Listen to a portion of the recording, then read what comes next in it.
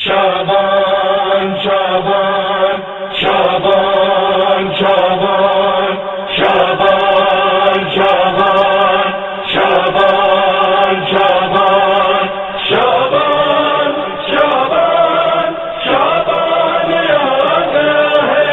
Shaban, Shaban, Shaban आ गया है।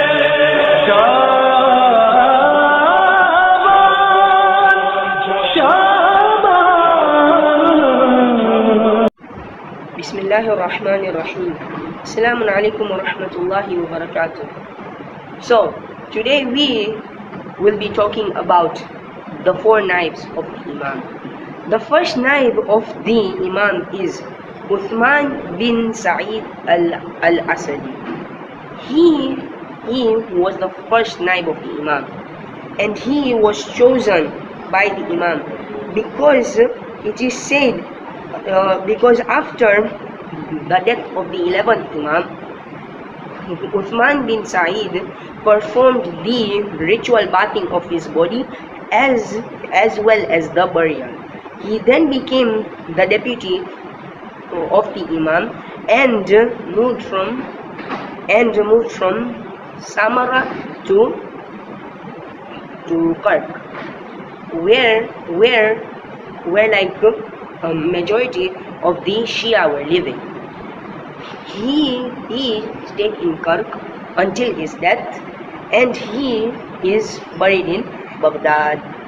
So let us go to the second deputy of the Imam, that is Muhammad bin Uthman, the son of the first naib.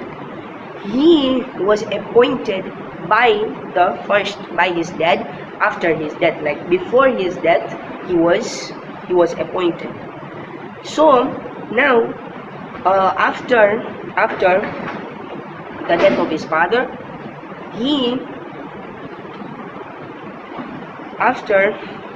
father, he performed ghusl and gave him kafan and buried him.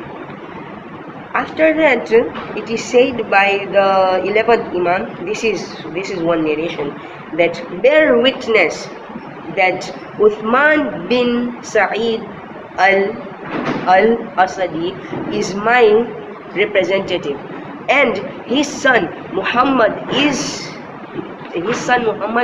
the representative of my son, the Mahdi. He continued his father's activities, and he gave the letters and the khums to the Imam. Now the third naib of the Imam is Hussein bin Ruh.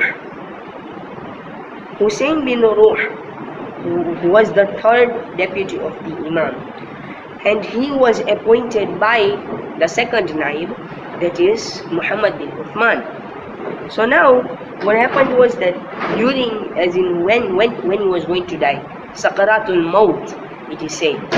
So everyone who was present there, he told them all that this Hussein bin Ruh is going to be my representative.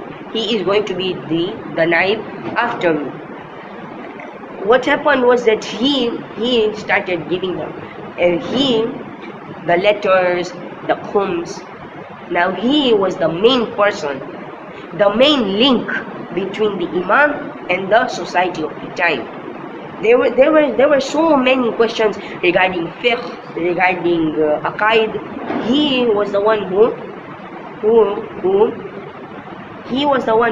gave the answers to the Imams from the Imam. Now let's go to our last naib.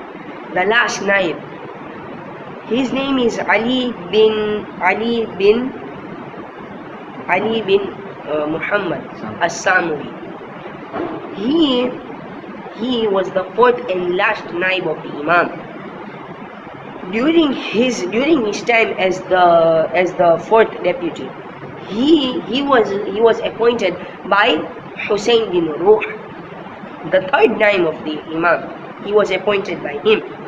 Not only that, during his period, There is no report of him doing activities, but it is said, but according to Sheikh As-Saduq, everyone accepted him as the rightful naib of the time because of Hussein bin Ruh. Not only that, he was the one who would speak constantly against the caliphate. He was the one who would speak against oppression. He would always try to speak against the current caliphate. And these are the four naibs of the Imam. Ahsan. Assalamu alaikum wa rahmatullahi wa barakatuh. Today I'm going to speak about Imam Mahdi's parents. Imam Mahdi's father was our 11th Imam Hassan al-Askari alayhi salam. He was born in Medina and lived most of his life in Samarra, Iraq. He was not allowed to meet his Shias freely. He kept in touch through letters and special followers who took his messages and collected poems on his behalf. Because Samarra was a garrison town, he is generally known as Al-Askari. Askar is the word for military in Arabic. Once, to impress the Imam with his large army, the ruler collected all his soldiers and called the Imam to see them. Imam asked him to look between his fingers. What the ruler saw amazed him. The Imam's army seemed to stretch on and on and on. No wonder that Imam's title is Askari, meaning soldier. He was kept under house arrest or in prison most of his life until he was poisoned at the age of 28 years and was buried in his house in Samarra, Iraq.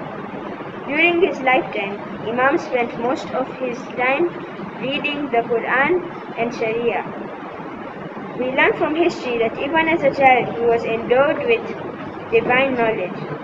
He could speak many languages and could thus converse with pilgrims from various parts of the world. Imam Mahdi's mother, Bibi Narjis Khatun's family is traced back to Simon Peter, the disciple of Jesus, on her mother's side, and Caesar of Rome from her father's side. Imam Ali Naqi alayhi salam, our 10th Imam, sent one of his Shia named Bashar with 220 gold coins and a letter to go to the bridge of Baghdad. He would see boats on the river. The Imam told Bashar that on one of the boats he would see a veiled lady who would be refusing all offers from all those who wanted to be her masters. When everybody failed, then he must approach and give the letter to the lady and the money to the trader. Bashar went to Baghdad and everything that the Imam told him happened. Bashar returned to Samarra with Bibi Narjis Khatun. When she met Imam Ali Naqi alayhi salam, he told him how twice her family had tried to organize her wedding but could not succeed. She said that then she had a wonderful dream where she saw the Holy Prophet asking Jesus, son of Bibi Maryam, for her hand in marriage to Imam Hassan Askari alayhi salam. She was guided to read the Kalima, accepting Islam when she saw Bibi Fatima Zahra in a vision. Then on reaching Samarra, she was married to Imam Hassan al-Askari. The nikah was recited by our 10th Imam, Imam Ali al-Naqi. She was pious taqiyya and pure naqiyya and offered the best protection, observing the trust given to her in protecting and guarding Allah's proof. She was similar to the mother of Moses, hiding her pregnancy when she carried the 12th Imam in her womb. Our salams to her, her husband and her son, on her pure soul and body. Her grave is within the dari of the 10th and 11th Imams. Wassalamu alaikum wa rahmatullahi wa barakatuh.